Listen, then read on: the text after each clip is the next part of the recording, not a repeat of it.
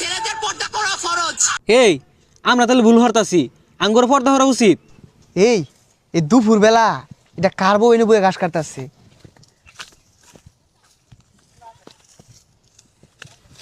এই সুন্দরী, হাঙ্গা বইবে নাকি?